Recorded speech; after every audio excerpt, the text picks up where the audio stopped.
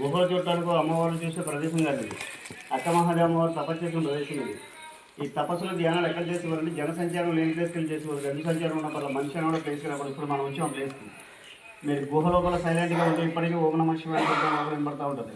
అక్కమహాదేవి అమ్మవారిని ఉంటే ఇವರು కర్ణాటకలోని శివమొగ్గ డిస్టిక్ ఉడతలని చెందిన వీళ్ళ తల్లిదండ్రుల పేరు నిర్మలా శెట్టి సుమతి. వీళ్ళు వేద శైలవ మతస్థులు వీళ్ళు. ఈ వేద శైలవులు ఏంటంటే వీళ్ళు ఓన్లీ భ్రమరాంబ మల్లికార్జున స్వామి కొలుస్తారు. వేరే రోజులు గొడవలు వీళ్ళు. అక్కమహాదేవి తల్లిదండ్రులకు చాలా వరకు సంతానం ఉంటుంది. వీళ్ళు సంతానం కోసం పరితపించే టైంలో సాధువులు విద్వాంసులు మత పండితులంతా మీరు అధైర్యపడద్దు, మీకు భ్రమరాంబాదేవి అంశం వల్ల ఆడపిల్ల పుట్టకూడదని చెప్తుంటారు. అయినా సరే వీళ్ళు పిల్లల కోసం సతమతం అవుతూనే ఉంటారు. కొన్నాళ్ళకి ఆడపిల్ల పుట్టారు. పుట్టిన వెంటనే మహాదేవిని నామకరణం చేస్తారు. యోగులు సిద్ధులంతా నుంచి చిన్నప్పటి నుంచి శివశరణి అని పిలిచేవారు. అక్కమహాదేవి అమ్మవారి విద్యాభ్యాసం అంతా బసవేశ్వర గురువుగారి దగ్గర జరుగుతుంది. ఆయన నిత్య శివారాధకుడు. ఆయన అమ్మవారి జాతకం ఇచ్చే వాళ్ళ తల్లిదండ్రులు చెప్తాడు, మీ అమ్మాయి శివజ్ఞానం దొరుకుతుందని. ఆ నియమంతో చిన్నప్పటి నుంచి స్వామిని కొలవడం మొదలుపెట్టారు. ఆవిడకి యుక్త వయసు వచ్చిన తర్వాత మల్లికార్జున స్వామి స్వరూపాన్ని చూసి చేసుకుంటే మల్లికార్జున స్వామిని పెళ్లి చేసుకోవాలని దృఢ సంకల్పంగా ఉండేది. అక్కమహాదేవి చాలా సౌందర్య రాశి. భ్రమరాంబాదేవి అంశం వల్ల పుట్టింది ఆవిడ. ఎంత సౌందర్య రాశి అంటే ఆవిడ అందాన్ని చూసి ప్రతి దేశాన్ని పరిపాలించే రాజాలు అక్కమహాదేవిని పెళ్ళాడాలనుకునేవాడు. ఎప్పుడు ఆవిడ శరీర సౌందర్యం చూసి మురిసిపోయేది. ఎప్పుడు శివారాధన ఉండేది.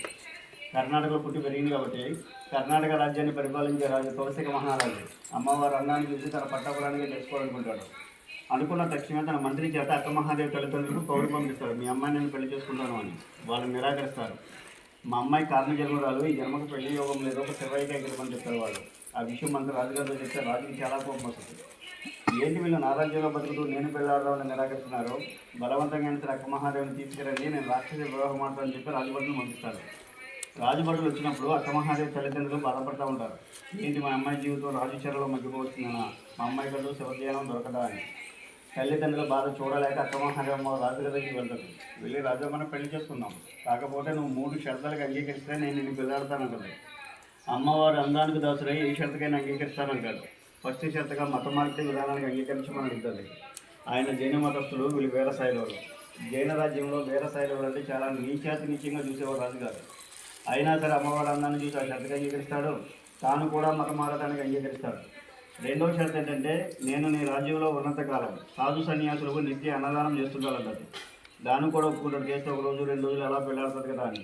తన రాజ్యంలో చిన్న శివలింగాన్ని ఏర్పాటు చేసుకుని అమ్మవారు తపస్సులో కూర్చుంటారు. రోజులు గడుస్తుంటాయి, నెలలు గడుస్తుంటాయి, సంవత్సరాలు గడిచిపోతూ ఉంటాయి. రాజుగారికి వృద్ధాప్యాదశ దగ్గర పడతారు. ఏంటి ఇవన్నీ తీసుకొచ్చి ఇంతకాలం అయింది, ఇంతకాలం పట్టి తపస్సులోనే కూర్చుంది, నా వయసు అయిపోతుంది, ఎప్పుడు పెళ్ళాలని చెప్పి కామ వాంఛతో తపస్సులో ఉన్న అమ్మవారిని కౌగిలించుకున్నాడు రాజుగారు. ఆవిడ తపస్సు భంగంగా చేస్తుంది. రాజా, నేను ఇంతకాలం బట్టి నీ రాజ్యంలో తపస్సు చేస్తున్నాను, నా భక్తిని నువ్వు గమనించలేదు, నీకు కావాల్సిందేంటి, ఈ తుచ్చమైన ఈ శరీరమే కదా, దా వచ్చి అనుభవించమని చెప్పి తన వస్త్రంలో తానుగా ఒక్కొక్కటి తీసి రాజుగారి ముందు దిగంబరగా నిలబడుతుంది. ఆ దిగంబరగా నిలబడ్డప్పుడు తల వెంట్రుకులే వస్త్రాలుగా ఏర్పడతాయి. ఇది నల్ల డ్రెస్ కదా, అమ్మవారు దిగంబరే, ఉండి నిండా తల వెంట్రుకులే. అప్పుడు ఆవుల్లో జైన తీర్థంతుల వారు కనపడతారు. రాజుగారికి కాళ్ళ మీద పట్టాడు. అమ్మ, తెలియక చేసిన తప్పుగా నేను క్షమించు, నువ్వు ఎక్కడికి వెళ్ళదు, నువ్వు నా రాజ్యంలో నీకు సకల సంపదగా వదిన వైద్యురాలు సమర్పిస్తాను తల్లి అంటాడు. అయ్యా, నేను నీకు కనువిప్పు కలిగించడానికి నేను ఈ రాజ్యానికి వచ్చాను, నీకు కనువిప్పు కలిగింది కాబట్టి నేను చెన్న మల్లికార్జున స్వామి దర్శనానికి వెళ్ళాలంటది. మనం మల్లికార్జున స్వామి అంటాం, కర్ణాటక భక్తులంతా చెన్న మల్లికార్జున స్వామి అంటారు. ఈ చెన్న మల్లికార్జున పదం కూడా అక్కమహాదేవి అమ్మవారు రాసిన వచనంలో పదం. అక్కమహాదేవి రచిత విధ్వంసాలు కూడా 437 రచనలు చేసింది. 12వ శతాబ్దం అంటే సుమారుగా 900 సంవత్సరాల క్రితం ఆ కర్ణాటక నుంచి నల్లమల ఫారెస్ట్లో అమ్మవారు దిగంబరిగానే రావడం జరిగింది. శ్రీశైలం 900 సంవత్సరాల క్రితం అంటే ఈ నల్లమల ఫారెస్ట్ ఎలా ఉండేదో ఒకసారి ఆలోచించండి. క్రూరమృగాల మధ్య ఒంటి మీద నూలు పోగు లేకుండా స్త్రీ వ్యవస్థగా కర్ణాటక నుంచి శ్రీశైలం పాదయాత్ర మీద రావడం. శ్రీశైలం కన్నా ముందు కళ్యాణ పట్టణంలో చెంచు తండాకి వెళ్తుందంట. ఈవిడ వేషధారం చూసే గ్రామంలో చెంచులంతా చిచ్చిదని చెప్పి రాళ్ళతో చాలా హింసిస్తారంట. అదే ఊరు పొలిమేరలో ఉన్న మర్రి చెట్టు కింద చాలా తిరుగుతూ ఉండదంట. ఆ ఊళ్ళో చిలకమ్మనకు మోగవుడు భిక్షాటం చేసుకుని సాయంత్రమే సరిగ్గా అదే చెట్టు కిందకి వచ్చి ఒళ్ళుని తినేదంట. ఈవిడ రక్తం దెబ్బలు చూసి చిలకమ్మ ఆకుపసంతో నిత్యం సఫరీలు చేస్తూ ఉండదంట. ఈ సఫరీలు చేయడం వల్ల నోటి మాట వస్తుంది. అదే విషయమై గ్రామంలో చెంచుకున్న అవసరంగా చెప్తుంది, అమ్మవారి దేవత నాకు సఫరీలు చేయడం వల్లే నాకు నోటి మాట వచ్చిందని. అప్పటి నుంచి ఆ గ్రామంలో చెంచులంతా దేవతలా కొలవడం మొదలు పెడతారు. వాళ్ళు ఎప్పుడు దేవతలా కొలవడం మొదలు పెట్టారో అదే టైంలో శ్రీశైలం మల్లికార్జున స్వామి దర్శనం చేసుకుని ఆవిడ గురువు గారు వల్లమ్మ ప్రభు చెప్పిన గురుపదేశం ప్రకారం తపస్సులో ఎక్కడ కూర్చోవాలి అని అన్వేషించే టైంలో ఈ గుహల్ని ఇక్కడ వనదేవత అని సంబోధిస్తారు. ఈ వనదేవత ప్రత్యక్షమై అమ్మ నువ్వు మంచి సంకల్పంలో వచ్చాయి కాబట్టి నిన్ను నేను కాపాడుకుంటాను. నువ్వు వచ్చి నా గర్భంలో వచ్చి కూర్చోమ్మా అని చెప్పి తానంతటిగా తాను కావాల్సిన విద్వాంసులు వేద పండితులు యోగులు చెప్తారు ఈ గుహలో. పూర్వసు శాఖ వాళ్ళైతే 1,00,000 సంవత్సరాల క్రితం ఏర్పడని వాళ్ళు చెప్తున్నారు. లోపలికి వెళ్ళి చాలా కఠోర తపస్సు చేసిందంట. ఆవిడ తపస్సు వల్ల బ్రహ్మరాంబ మల్లికార్జున స్వామి వల్ల ఈ గుహలో ప్రత్యక్షమైన చరిత్ర ఉంటుంది. దానికి నిదర్శనంగానే సహసిద్ధంగా వెళ్తున్న శివలింగం ఉంటుంది గుహల లోపల. ఆ స్వామి దర్శనానికి ఈ అడుగులో మనం ఎంత దూరం వచ్చాం. శ్రీశైలం ఉన్న స్వామిని జ్యోతిర్లింగం అన్న స్వయంభలింగం అనేది. అక్కడ ఉన్న స్వామికి అయితే మనం అభిషేకాలు చేస్తాం. లోపల ఉన్న స్వామికి ఎవరో అభిషేకాలు చేయలేదు. సహసిద్ధంగా ఒక డ్రాప్ వాటర్ శివలింగం మీద పడుతూ ఉంటుంది. 365 రోజులు ఇది అభిషేకం జరుగుతూనే ఉంటుంది. ఆ వాటర్ ఎక్కడి నుంచి వస్తుందనే విషయం ఇప్పటికీ ఎవరికి అందుబాటులో ప్రశ్నగా మెరాకులు కలుగుతాం. శివుడు అభిషేక ప్రియుడు అంటానికి లోపల ఉన్న స్వామి నిదర్శనం కనపడతారు. మనం ప్రతి దేవాలయానికి వెళ్తాం. దేవాలయం ముందు శిలాతోరణం కానీ ముఖద్వారం కానీ ఎంట్రన్స్ కానీ గుమ్మాలు కానీ మనం ఏర్పాటు చేస్తాం. ఈ కేవ్స్ ముందు చూడండి పెద్ద నేషనల్ ఆర్ట్ ఏర్పడి లేక శిలాతోరణం ఉంది. ఇది ఒక భౌగోళిక అద్భుతంగా చెప్పబడుతున్న శిలాతోరణం. దాని కింద నుంచి మేము లోపలికి వచ్చాడు. మనకి తిరుపతిలో కూడా ఉంది. తిరుపతిలో ఉన్న 22 పొడుగులు 200 పొడుగు 14 వెడల్పు. భగవంతుడు గుహలో ఉన్నాడు అని చూడని దర్శనం. నెక్స్ట్ స్వామి మీద పడే డ్రాపు 365 రోజుల్లో చుట్టే పడుతుంది. వర్షాకాలంలో ఎక్కువగానే ఎండాకాలంలో తక్కువ కాకుండా దేవుడు లేడు అని వితండవాదం చేసి మూర్ఖుడు కూడా లోపల భగవంతుడు కనబడతాడు. అటువంటి ప్లేస్లో కానీ సైలెంట్గా వెళ్ళి చాలా ఉపయోగకరంగా ఉంటుంది.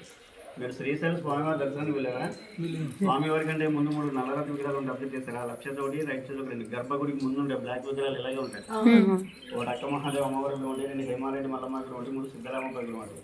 వీళ్ళ ముగ్గురు కర్ణాటక భక్తులే, మనలా మానవ జన్మత్తుల మనుషులే. వీళ్ళు మానవ జన్మత్తుల మనుషుల విగ్రహాలు తీసుకెళ్ళి స్వామివారి కంటే ముందు పెట్టారంటే ఒకసారి ఆలోచించండి. వీళ్ళ ముగ్గురు ఎటువంటి సిద్ధిపరులు.